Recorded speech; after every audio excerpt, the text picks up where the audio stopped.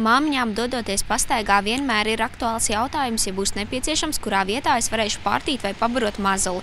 Pateicoties Janas Biezās iniciatīvai, Talsos ir izveidotas vairākas vietas, kur māmiņas var gan pabarot, gan pārtīt autiņbiksītes savam mazulim.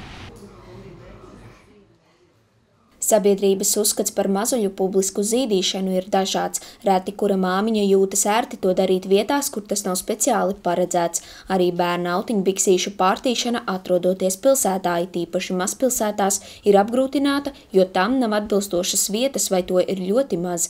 Galvenais, ko es dzirdēju, ka māmas izmanto statuēlu pārtinamo galdiņu, kas praktiski sanāk ārpus Talsiem, kas pat nav Talsos. Un citas vietas pirms tam es īsti pat nezināju, tikai šo statuēlu, kur var pārtīt bērniņu. Bet tad es uzzināju, ka arī jaunajā slimnīcā un Talsu veselības centrā, bet tās nav reklamētas vietas, kuras vienkārši māmas nezināja, ka tur arī var. Un tās arī tomēr nav pilsētā. Un arī kāpēc vispār šī doma par zīdīšanas vietām aizsākās, tas bija pirms 2 gadiem vasarā, kad es iegāju kādā publiskā neīpaši smaržojošā toaletē un ieraudzīju māmiņas, vēl tādu atceros gan viņu, gan viņas jaundzimušo mazo bērniņu. Viņa stāvēja kājās, ar kāju stutādama somu un piespiedus pie sevis bērniņu un baroja viņu. Tas skats bija vienkārši, kas liks sirdī sažņaukties. Un tās bija vairākas reizes šovasar, kad es satiku jauno māmiņu, kur ātri ratiem dodās mājas virzienā. Viņa saka, nav kur nomainīt un man jāskrien mājās. Vai bija kāda jaunā māmiņa, kur vienkārši riņķoja pa savu māju. Viņa saka, mums drīz vajadzēs mainīt pamperes, nevar iet ātrāk uz pilsētu. Un viens pakaļ otrai šādas situācijas tika piedzīvotas, un jā, tiešām nav kur nomainīt. Parasti es esmu saskārusies ar to, kad ir grūti, īpaši, ja ļoti kautrējās, piemēram, pabarot, kad ir ļoti grūti pierunāt māmodu vai aiziem pusdienās, jā, es nevaru, es nezināšu, kur pabarot. Es domāju, ka tas tā kā apgrūtina māmas iznākt sabiedrībā, un bieži vien droši vien tad noslēdzās istabā kaut kur slēpjās. Vai arī, nezinu, pāriet uz pudelēm.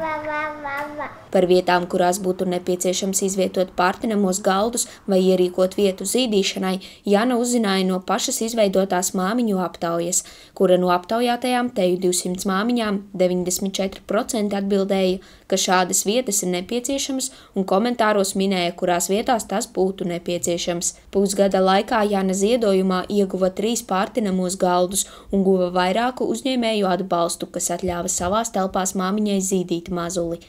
Pēc šīs aptaujas man bija mazliet skaidrāks, kuru vajag, tad atlika domāt, kā to izdarīt.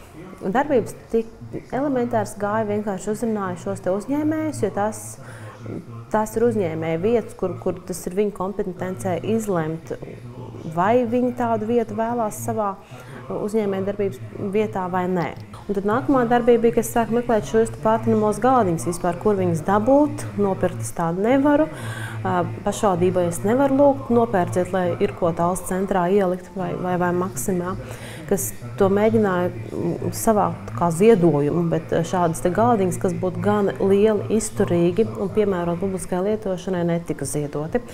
Un tad kādi mani klienti pamanīja vēl vecajā mūsu slimnīcā, ka ir šādi pārtinamie galdiņi, neizmantoti, kas ir lieli, stabili. Un tad jau mēs veicām pārunas ar šo jauno slimnīcas īpašnieku, precīzāk ar slimnīcas pārvaldnieku. Un tika panāca, ka šie galdi tika ziedoti, nevis pārdoti. Tad tālāk sadarbībā ar savu klientu Diānu Doni un viņas vīru šie galdi tika atjaunoti mazliet, nokrāsoti un padarīti pievilcīgāki. Pēc Janas Biezās iniciatīvas šobrīd Talsos ir 6 oficiālas zīdīšanas vietas, kurās māmiņas droši var doties un pabarot mazuli, kā arī uzstādīt 3 pārtinamie galdi, kas rada iespēju pilsētās 6 vietās veikt ērtu mazuļa autiņbiksīšu nomaiņu. Tā attieksme varbūt nebija ļoti jānāc un dari un viss, lai notiek. Kad bija tāds, kad ir jārunā, jāstāsta un jāskaidro. Un es biju izprintējis vairākus eksemplārus šīs aptaujas rezultātus, kur redziet, tā ir problēma tām jaunajām māmiņām. Tas ir vajadzīgs. Pat esmu māmiņa un arī diezgan ilgi baroju savus bērnus. Es sapratu šo te problēmu situāciju, Talsos. Un tāpēc arī izlēmām piekrist un atbrīvot telpu. Rīgā ir savādāk iepirkuma centros lielos. Tur ir šīs vietas paredzētas māmiņām, bet, teiksim, tādās mazpilsētās es nezinātu, kur griezties. Par atbilstošajām vietām liecina uz iestāžu durvīm redzamās uzlīmes ar aicinājumu šeit tu vari paēdināt bērniņu un šeit tu vari nomainīt bērniņa maltiņbiksītes. Kristīne Freimane, Girts Grenevits, Talsu televīzija.